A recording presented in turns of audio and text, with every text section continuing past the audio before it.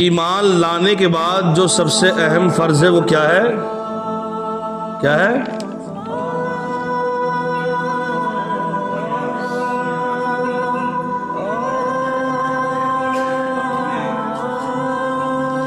اس کی پابندی کرنا چاہیے۔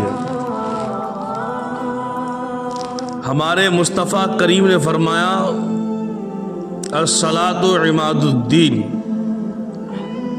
نماز دین کا ستون ہے۔ جس نے نماز کو چھوڑا گویا کہ اس نے دین کو ڈھا دیا۔ کون نبی کا وفادار ایسا ہوگا جو اپنے ہاتھوں سے دین کو ختم کرے گا؟ ہوگا نہیں۔ اگر یقیناً ہم نبی کے وفادار ہیں اور دین سے پیار ہے تو نماز کو انشاءاللہ قائم کریں گے۔ اور ایک حدیث پاک ہے، میرے مصطفیٰ نے فرمایا کہ نماز میری آنکھوں کی ٹھنڈک ہے۔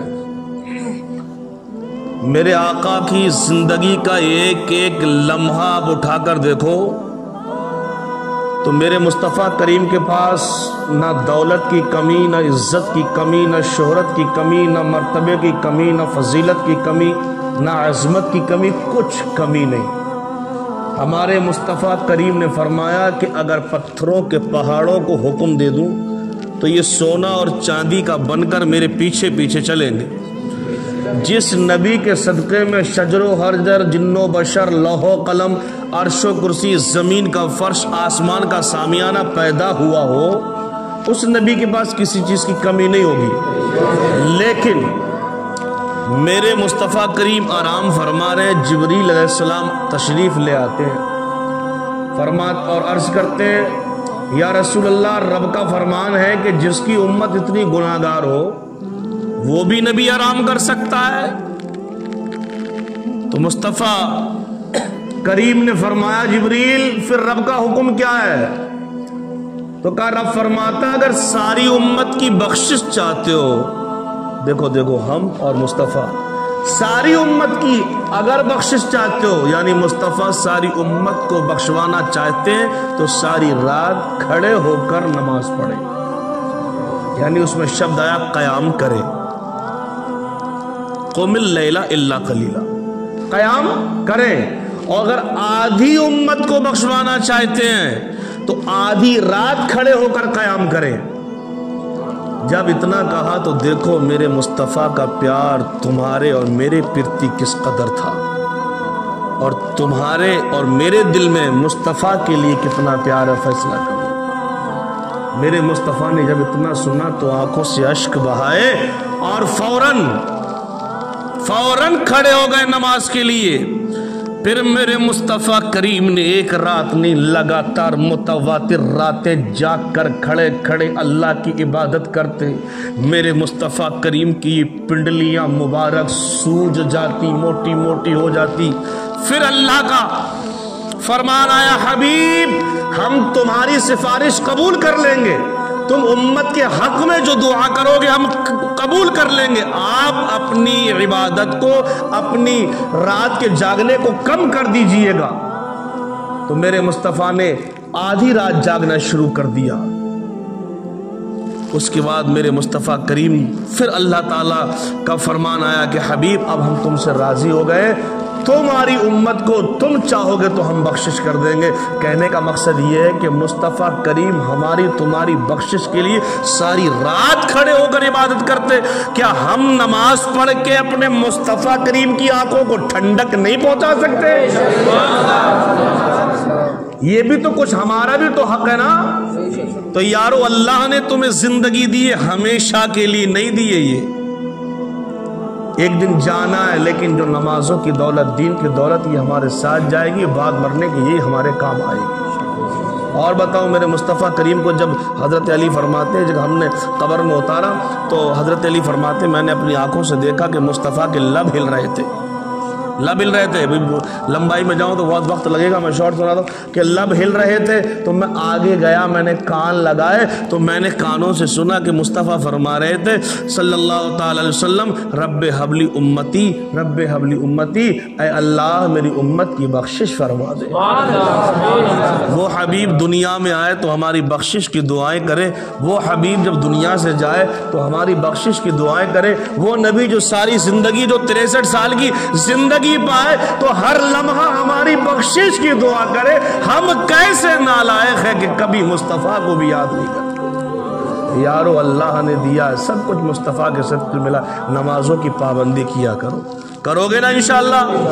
ہاں, نمازوں کی پابندی کرو گے تو انشاءاللہ تعالی اللہ کا کرم برسے گا. اب دیکھو جو لوگ نماز نہیں پڑھتے, 2 حکایت سناؤ, سنو, اور یہ آپ گھر جا کر دوبارہ اس کو سننا اور اپنے بچوں کے آگے شیئر کرنا. ہم تو بڑی آسانی سے نماز چھوڑتے ہوئے پتہ کیا چلتا ہے, یہ دیکھیے گا آپ.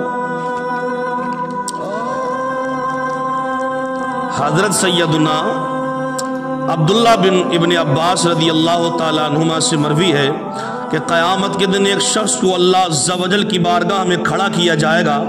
اللہ تبارک و تعالیٰ اسے جہنم میں جانے کا حکم فرمائے گا. وہ عرض کرے گا, یا اللہ عز و جل مجھے کس لیے جہنم میں بھیجا جا رہا ہے؟ ارشاد ہوگا, نمازوں کو ان کا وقت گزار کر پڑھنے اور میرے نام کی جھوٹی قسمیں کھانے کی وجہ سے تجھے دوزخ میں ڈالا جا رہا ہے. دیکھو یہ شخص نماز پڑھتا تھا, لیکن کیا ظہر کا وقت ہوا تو اپنی منمانی کر رہا, کھیل میں ہے, کاروبار میں ہے, کچھ نماز کی ٹینشن نہیں لی. وقت گزر گیا, اب عصر میں قضا کر لی, عصر پڑھ لی تو مغرب میں اپنے کام میں تھا, نماز کی فکر نہیں ہوئی. فکر ہوتی تو نماز کے وقت پہ نماز ادا کرتا. یہ دیکھو نماز جو پڑھتے ہی نہیں ان کا کیا حال ہوگا. فرمایا کہ مغرب کے وقت میں مستی کر لی, کہ پڑھ لوں گا, قضا کر لوں گا, قضا کر لوں گا, دل میں یہ ارادہ کر لیا. عشاء میں قضا کر لی تو ان کا یہ حال ہے. اور کیا بات بات, اللہ قسم, اللہ قسم, اللہ قسم, ایسا اللہ قسم. یارو یہ تھوڑی سی قسمیں کھا کے سامنے والے کو تو خوش کر سکتے ہو, لیکن اپنی آخرت کو برباد کر رہے ہو. سامنے والے کو خوش کرنے کا کام مت کرو, کام وہ کرو جس میں تم سے میرا خدا, میرا مصطفیٰ راضی ہو جائے. ایک دن سب کو دنیا سے جانا, آگے دیکھنا. ایک انسان تھا نا, اس کی بہن کا انتقال ہو گیا. یہ آخری حکایت سناؤں 2 منٹ کی. ایک انسان تھا, اس کی بہن کا کیا ہو گیا, انتقال ہو گیا. انتقال, ہم نے سمجھ لیا نا کہ ہم نے دنیا پہ رہنا, ہم نے کوٹھی بنا لی, گھر بنا لیا, بس بس ہزاروں کی کما لی, 2000 کی کما لی, بس ہو گیا کام. نہیں نہیں, یہ تو دھوکہ, قسم سے دھوکہ. کوئی دولت کسی کے ساتھ نہ گئی ہے نہ جائے. یہ دولت تمہیں دھوکہ دے دے کے غلط طریقوں سے تمہارے پاس آتی ہے. میرے مصطفیٰ نے فرمایا نیت کو اچھا کر لو, اللہ تمہیں رزق حلال وہی دے گا جو تمہارے مقدر میں ہے. اگر تم نے حرام کی نیت کر لی تب بھی وہی ملے گا, اور حلال کی نیت کر لی تب بھی وہی رزق تمہیں ملے گا. لیکن حرام کی نیت ہے تو حرام کے ذریعے ملے گا, اور حلال کی نیت ہے تو حلال کے ذریعے تمہیں مل جائے گا. اس لیے اپنی نیت تم اچھی کر لو, انشاءاللہ رزلٹ بھی اچھا ہوگا. اب ایک انسان کی بہن کا انتقال ہو گیا. جب اسے دفن کر کے لوٹا تو یاد آیا کہ رقم کی تھیلی قبر میں گر گئی. یعنی جب اس کو دفن کیا, اتارا قبر میں, تو یہ اوپر والی جیب میں کیا تھا, دیناروں کی تھیلی تھی, اور وہ تھیلی قبر کے اندر گر گئی. اس وقت اس کو پتہ نہیں چلا, لیکن قبر کو ڈھانک دیا, اور ڈھانکنے کے بعد میرے یاروں, میرے نوجوانوں, تمہیں لگتا تو ہوگا کہ وقت بہت ہو رہا ہے, لیکن اگر دل پہ بات اثر کر گئی نا تو یاد کرو گے بعد مرنے کے کہ دنیا تو ایک کھلونا تھا, اصل تو یہی تھا کہ ہم نے دین پر عمل کر لیا.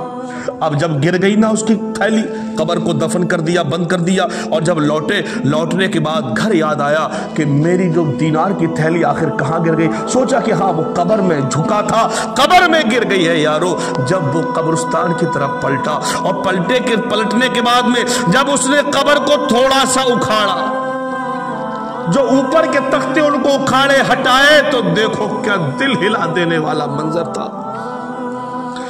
جا کے تھیلی نکالوں.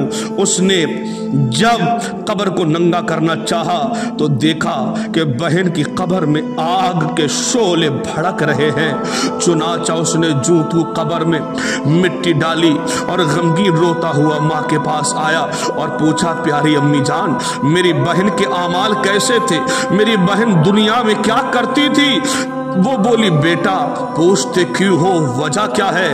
अर्ज की मैंने अपनी बहन की कब्र में आग के शोले भड़कते देखे हैं, मैंने अपनी बहन को आग में उलटते पलटते देखा है, आग में जलते देखा है, मेरी माँ मुझसे ये मंजर देखा ना गया।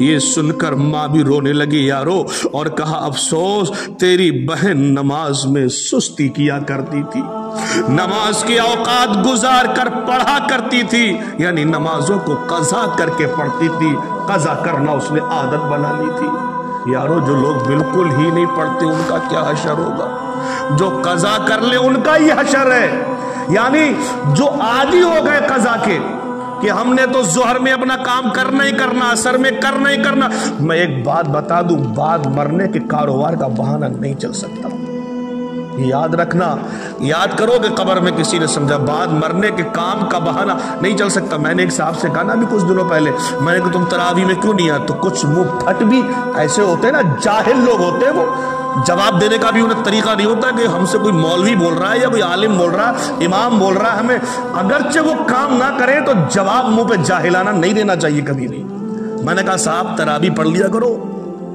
क्यों नहीं आते हो?